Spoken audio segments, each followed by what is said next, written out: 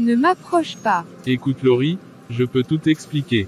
Il n'y a rien à expliquer. Elle l'a quitté, et Noah revient dans chez Osoni. Je suis désolé que tu aies eu à assister à tout ça. Non, c'est de ma faute. On se connaît à peine et pourtant je te cause déjà des ennuis. Il vaut mieux que je m'en aille d'ici. Je suis désolé pour ce que j'ai dit tout à l'heure à ta petite amie. C'est ma fiancée. Vous formez un si beau couple, je n'ai pas envie de me mêler de vos affaires. Ce n'est pas de ta faute. Laurie est souvent comme ça, elle a pris l'habitude de rompre avec moi plusieurs fois et hier encore une dispute s'était déclenchée, c'est pour ça qu'en rentrant je n'ai pas vu le feu et je t'ai percuté. Et maintenant à cause de moi tu es privé de ta jambe. Ma jambe finira par aller mieux, ne t'inquiète pas, mais il faut que je m'en aille avant que ma mère ne s'inquiète trop pour moi. Je te raccompagne. Mais, N'en dis pas plus, je vais prendre une douche et je reviens dans quelques minutes. Il s'en va puis prend sa douche dans une vingtaine de minutes et il ressort dans le couloir et discuter au téléphone avec quelqu'un. Annule la réunion d'aujourd'hui, je n'y serai pas. J'ai quelques soucis à régler. Encore des soucis avec ta fiancée, c'est ça. Non, c'est un peu plus compliqué. Et pour ton rendez-vous sur le plateau télé avec l'ambassadrice. Demande-la que ce rendez-vous puisse être reporté. T'es bien sûr de ça? Oui, fais ce que je te dis. c'était qui au téléphone? Mon secrétaire est aussi un ami à moi. Tu sais, t'es pas obligé de m'accompagner, je peux très bien y aller toute seule. J'insiste, c'est le moins que je puisse faire. D'accord. Que cherches-tu dans ton sac? Le collier que ma mère m'a offert. Elle est si importante que ça. Très importante. C'est un cadeau de mon père avant sa mort, quand je fêtais mes 18 ans, ils me l'ont offert ensemble. Elle n'y est pas. Non, elle n'y est pas. Ma mère sera très fâchée si je ne la porte pas sur moi. Elle a dû être perdue dans cet accident. Pas ça, non. Ça ne sert à rien de paniquer. On finira bien par le trouver. C'est le seul souvenir qui me reste de mon père, ses photos et tout ce qu'il possédait n'existe plus, je n'avais plus que ce collier. Tu sais, moi aussi j'ai perdu mes parents mais chaque jour je pense à eux, et je me dis qu'ils m'ont laissé de souvenirs inoubliables de bons moments passés avec eux. Et cela comble suffisamment ma tristesse. Cette dernière ne pouvait se retenir de laisser couler une larme car les paroles sortant de Noah la fait ressurgir de souvenirs inoubliables de son défunt père, tandis qu'ils étaient assis côte à côte.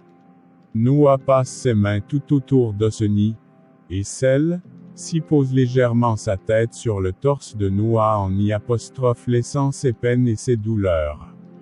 Ça va mieux. Oui, ça va mieux maintenant. Préviens-moi, si t'as besoin d'en parler, d'accord.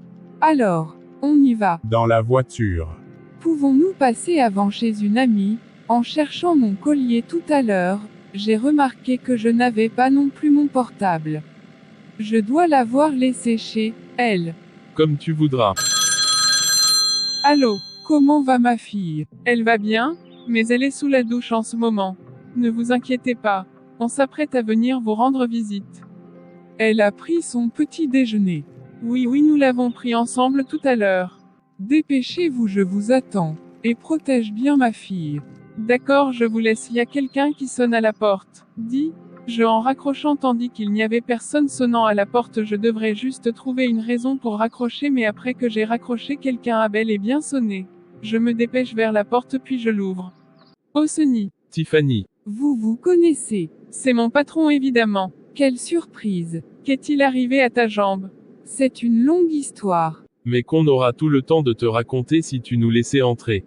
Tiffany s'effraie légèrement, puis laisse le passage. Il mire un pas à l'intérieur en y entrant complètement. Tiffany referme la porte puis le rejoint dans le salon. Asseyez-vous, faites comme chez vous. Je vous sers à boire.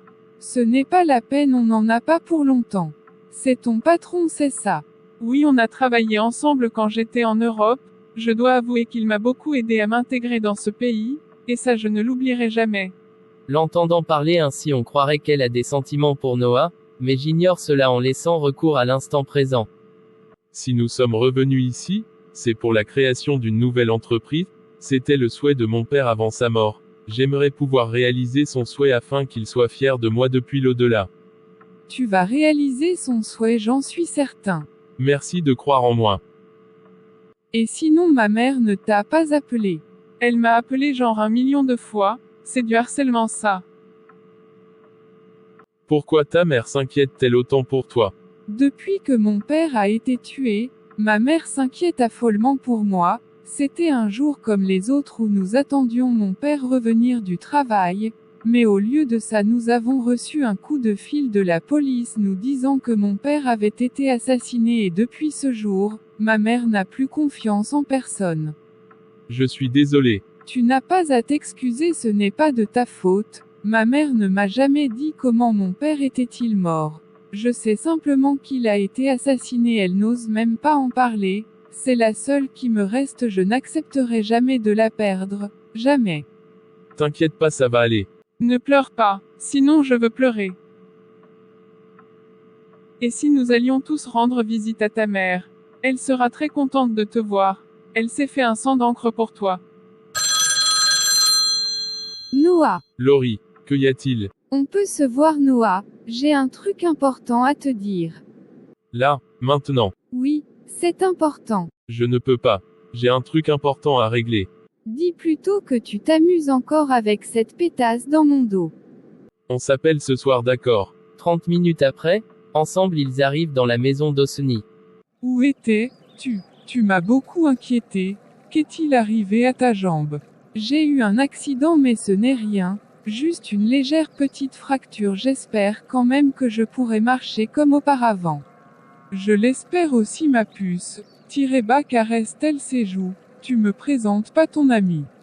Noah, voici ma mère. Sandrine Morgan, maman, voici Noah Parker, mon sauveur.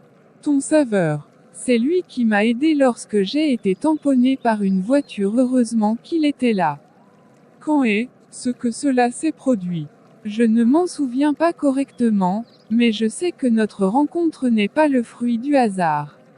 S'il t'a sauvé, c'est qu'il est une bonne personne. Et sache que je t'en serai éternellement reconnaissante. Quelques minutes plus tard à table. Que fais-tu dans la vie?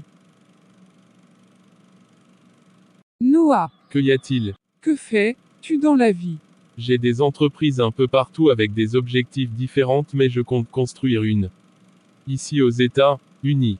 Je serais ravi, si ma fille travaillait à tes côtés, elle apprendrait un peu plus, et pourra louer une maison telle que son amie Tiffany. Je serais ravi qu'elle travaille avec moi, mais sans vouloir vous offenser, elle n'a aucune expérience en un domaine pour que je puisse l'orienter dans un poste qualifié pour elle.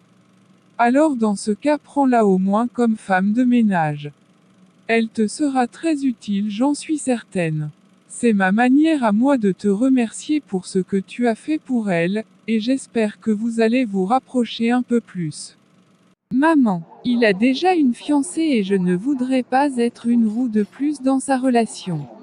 Oh, je n'en savais rien. Dès nos jours, les jeunes passent leur temps à s'amuser au lieu de prendre leur vie au sérieux parce que l'avenir se prépare dès maintenant, mais à ce que je vois, Noah n'est pas comme les autres. Le soir après le dîner, Osni lui raccompagne jusqu'au devant de sa voiture avant qu'il n'y entre.